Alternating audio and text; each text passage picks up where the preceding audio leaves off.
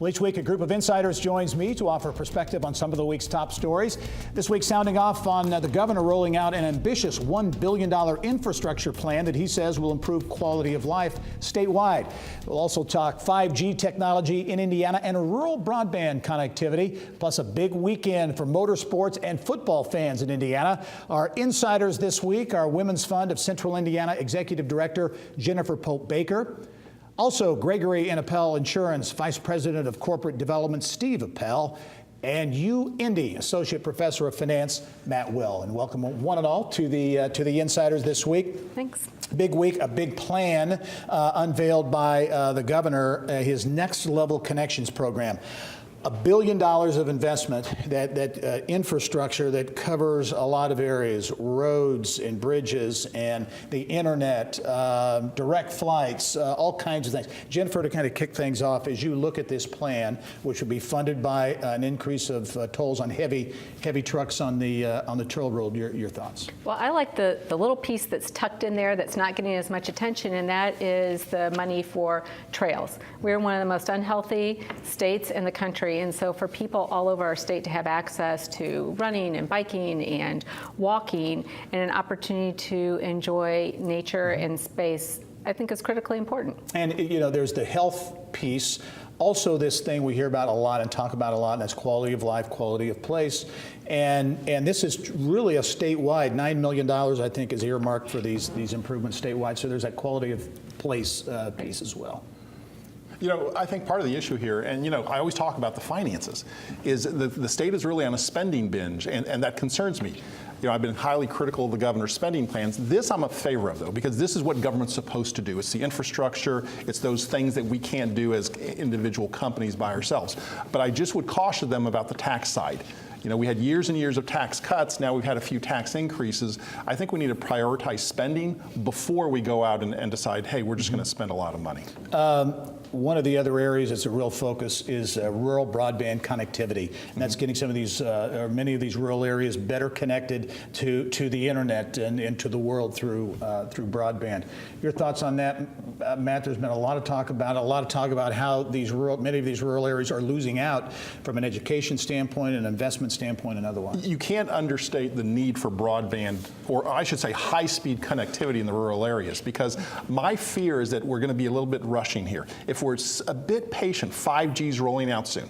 450 megabits per second is 5G, dramatically faster than if we stick in a broadband pipe to these rural communities that gets there in 2 or 3 years, where we may have the wireless technology sooner than that, and I'd hate to have them tethered to that old, slower technology. So you're in favor of the move. It's the technology maybe that... Yes, when they do this, I think instead of putting in hard cable, they need to put in the towers to be forward-looking for 5G. Okay.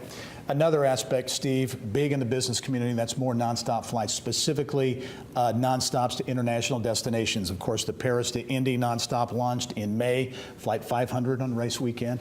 Your thoughts on this and the importance, in your view, that it has in particular for the business community to look at places like Mexico and Asia and those kinds of places? Well, I trust the people in the IEDC and the airport are communicating on where there's potential need. The nonstop Indianapolis to San Francisco has been a very popular flight for the tech space. It's helped attract companies to Indianapolis. The Paris nonstop has been very popular this summer. A lot of people anecdotally have taken it and enjoyed it. I believe you have as well. Right. And then but I don't know enough about the Mexico City demand right now, but maybe that's the link to the rest of South America, and obviously Southeast Asia and China are huge, so I think it'd be great. Another fourth port and some other areas also part of that. Quickly, in terms of the funding mechanism, it is to increase tolls on the, I think, 3, 4, and 5 axle trucks, big, heavy trucks on the toll road. Any opposition to that or thoughts on the funding piece? I would be against the tax increase itself. I think we need to reprioritize our spending. You know, when times are good, like they are now, you know, you're supposed to be, okay, more responsible in how you do things. But instead, we tend to spend, so when the economy turns, we're all be scrapping for how do we solve the problems. Now is the time you control your spending. And it's just prioritization. I think this should be a top priority, but it's prioritizing other things.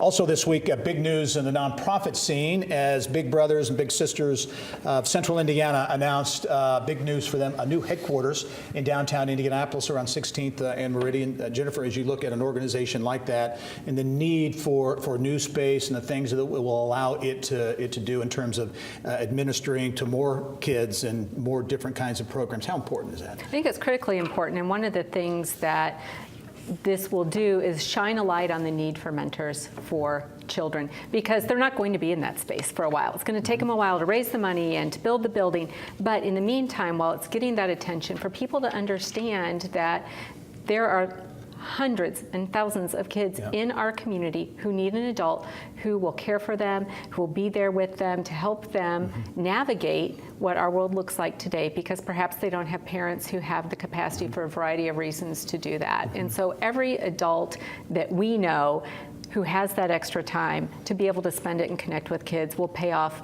immeasurably. And demand for these services continues to increase, so it's nice to see an organization get new space. Exactly. Like that.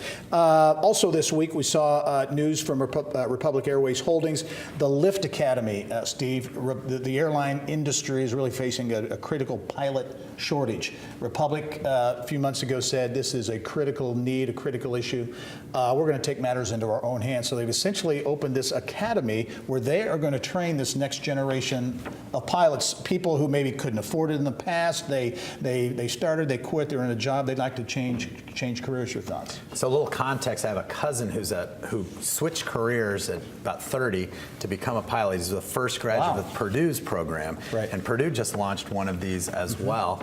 And he'd shared that when he gets out, there'd be 5 job opportunities for him, and within 5 years flying for a major. So there's a huge demand, and people have just been retiring and haven't been backfilling. So it sounds like that there's such demand that they're doubling down. Yep, innovative solution. Okay, before we leave, we've got some sports we want to touch on. This is a big weekend for sports in Indianapolis. The Brickyard 400 is back. It's the opening weekend of the NFL, and I think it may be unfortunate for the Brickyard because that's on Sunday. The NFL opens essentially on Sunday as well.